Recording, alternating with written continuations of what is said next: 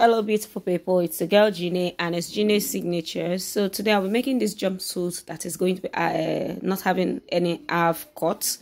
So it's just going to be a straight, like a boho jumpsuit.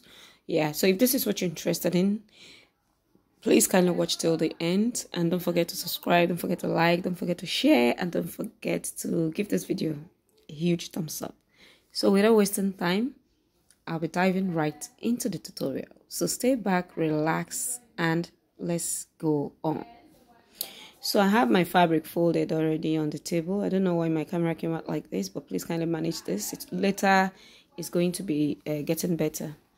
So now I folded my fabric based on the yards that I have. I'm going to be making use of 3 yards of fabric, and then I've already folded that on the table, as you can see.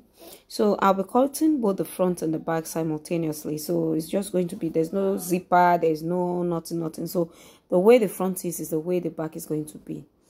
And so before I start, the first line that I'm marking right there, because I placed 5 inches off the table, so I'll be marking my armhole line. So for my armhole line, I'm marking 6 inches, placing 5 above the table. So I marked 6 inches. Sorry, I marked 10 inches, I beg your pardon. Placing 5 above, I marked 5 inches. So that is what I have there. That is my armhole line. The first line automatically is my chest line. So the next line I'm marking now, still putting into consideration the 5 inches that left on the table, is my half length. That is from your shoulder to your half length. You know, it's going to be like in form of having straps. So the straps is going to be 5 inches. That is why I placed it off the table like so.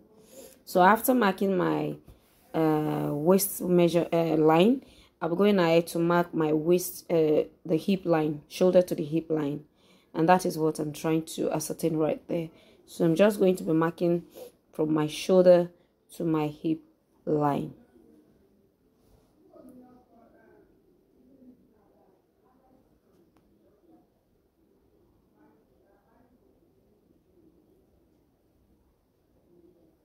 So I was just trying to explain some things right there.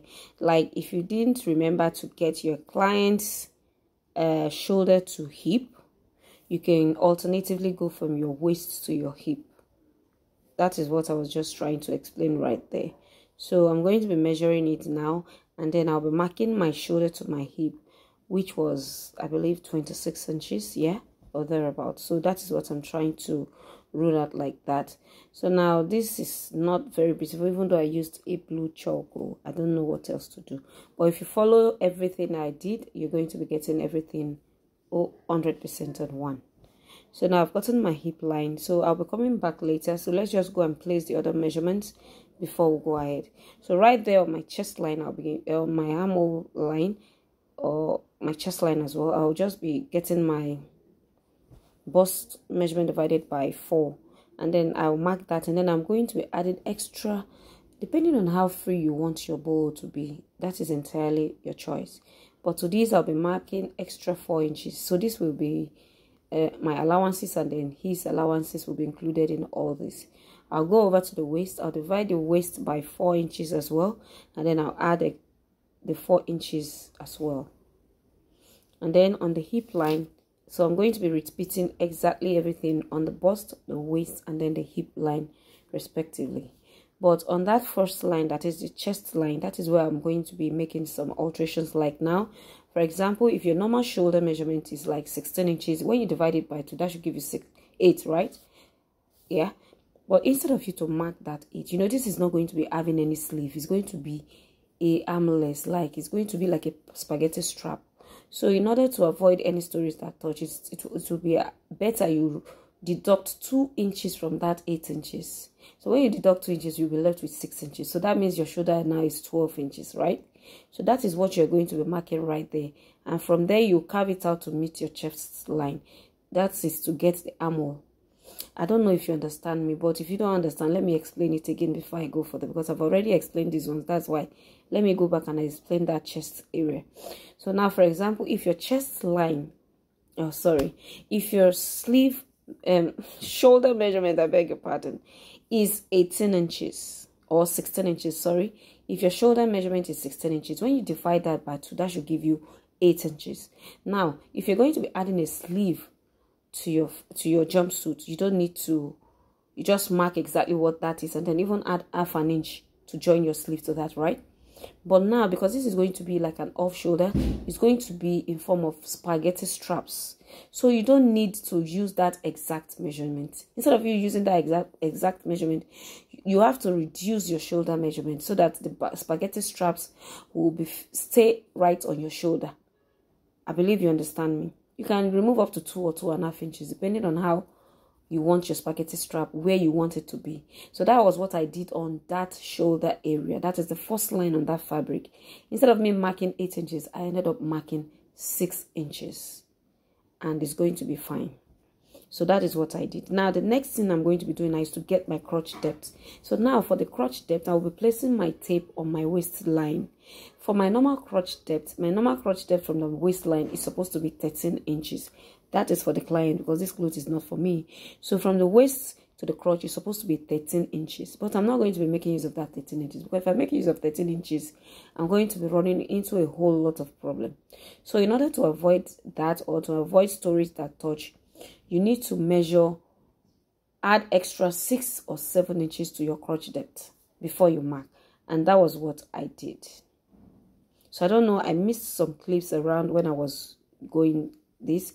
So after doing that, the next thing I'm going to be doing now is to get our crotch curve. So now I'm marking 2 inches on the crotch line. That is the crotch depth that I came down with from my waist measurement. I believe you understand. Hope I'm not modeling this up. So just going from the folded edge. I've already gone out to cut out this. I didn't know my camera was not capturing that. I'm so sorry.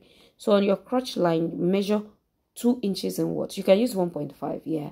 Depending on how curvy or how you want that crotch area to be. You can use 1.5. But I'm making use of 2 inches. So now I'm going to be marking that 2 inches. And then I'll go to the hem of the trouser, and I'll be marking 1.5 inches. I don't want it to be too wide at that lower part. So I'll just connect and then draw out like an arc, as you can see me do.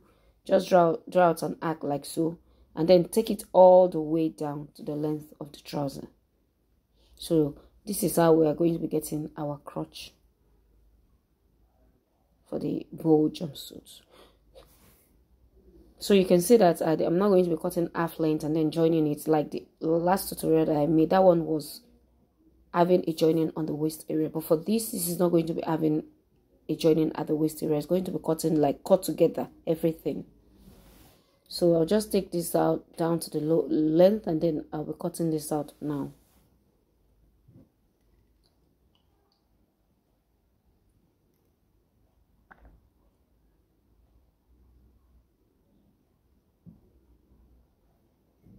So that is what I just cut out, as you can see. So this is what we have. So like I said, we're cutting exactly the same thing for the front and the back.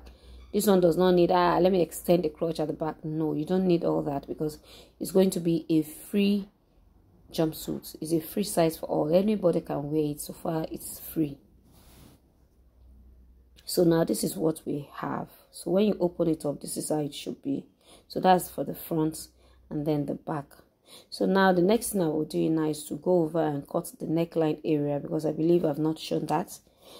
And thank God I was able to notice that on time, and then I had to reshoot that. So this is where it is. In fact, as at this point, I'd even gone ahead to cut it. Abby, let me fold it into 2 again and see. Yeah, I think I'd already gone. Okay, that was the armhole. All right. So now I'll just show you how I did this, because I've already cut it out right here. So the tapes were all modeled up. I'm so sorry. I don't know. So let me just show you how I did that. So for the neckline, I just came down, placing my 5 inches on the table, and then I came down by 2 inches, and then I drew out like a circle for a round neckline, and then took it to the armhole like so. So that is how I cut out the neckline, as you can see.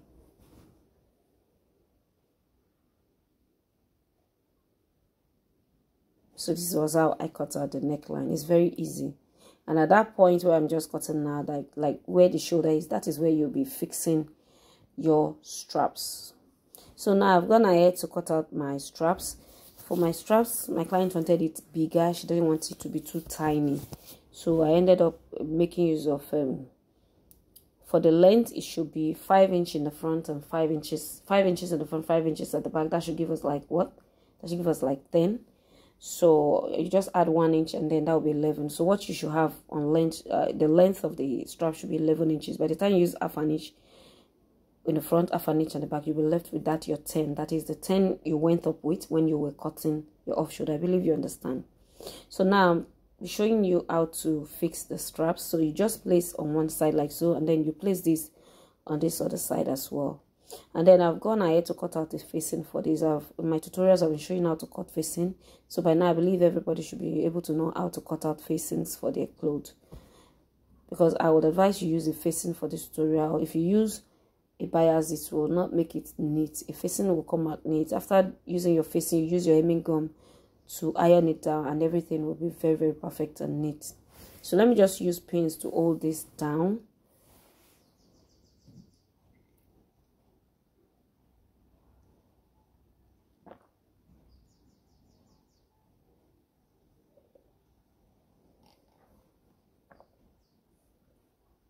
And then I'll be placing my facing like so, just to cover the stitches so that everything will be neat.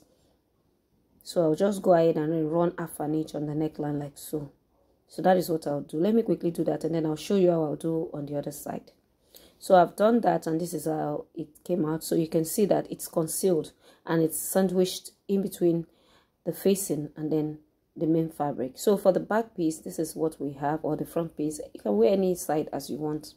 So for this side, to fix that other side, so I'm just going to be repeating the same thing. Now don't do this, because I was trying to show you that some people make mistakes like this.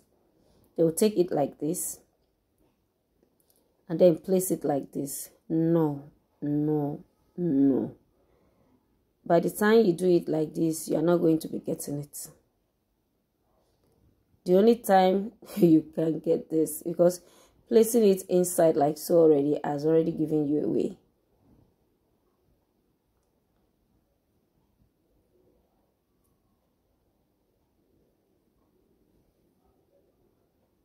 So that was what I was just trying to explain this to my girls right there, that they shouldn't try it like this, so that they will see how it's going to be looking if they place it like this. So that's why I was showing it, so because this is a tutorial. Yeah.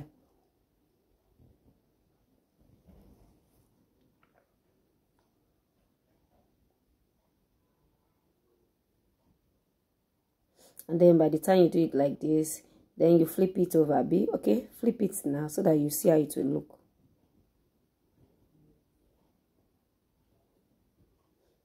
So by the time you flip it over, what do we have? Can you see what we have now? So you can see that it's not going to be working like that.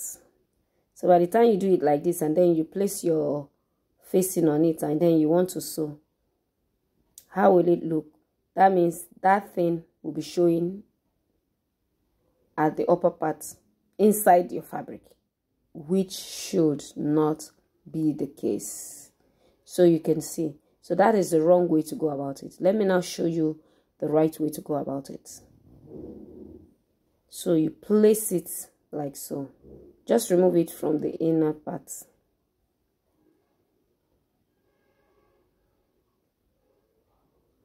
I was still trying to explain right there. So let me now show you the right way.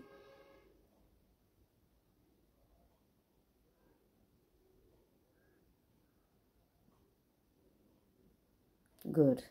So in order for you to get it right, so don't do that mistake, because most people would have done it and finished sewing before they realize that, oh my God, I made a mistake. So this is the right way to do it. You flip that one side that you've already done, you flip it to this side, and then you place like this. By the time you are doing it like this, you yourself, you know that this thing is the right thing. And when you are placing this spaghetti strap or the straps, make sure that the line is straight. Not that when you, after sewing it, the front one side will be rumpled, as in the thing will not be straight.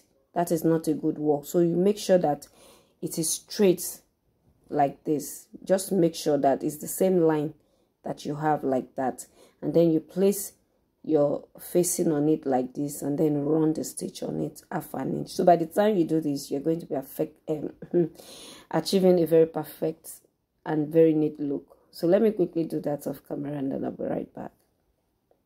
So I've gone ahead to do that, and this is what we have. So you can see everything is concealed and everything is sandwiched in between the facing and then looking neat. So I'll be using hemming gum to iron that down so that it will not be flying everywhere later. And I went ahead to sew the sides. I added a pocket at the side. Yeah, I didn't show that because I just did it off camera. I didn't want the tutorial to be too long. And then I've joined the sides by 1 inch. And then of course the crotch area, I sew it with 1/2 inch. And then for the armhole area, I just use the same fabric to turn the armhole area. If I had enough fabric, I would have used the same facing to turn it, but the facing was not enough, as you saw, so that was why I did not bother. I just made use of the same fabric to turn it so that everything will look the same. But if you don't have the same fabric, you make use of your bias. And then I cut out this long strip of belt. So this should be about more than 60 inches in length, and then I'll be showing you how it looks on the mannequin. So this was how it came out. As you can see, it came out very beautiful. Thank you all, and God bless you. See you all in my next tutorial. Bye.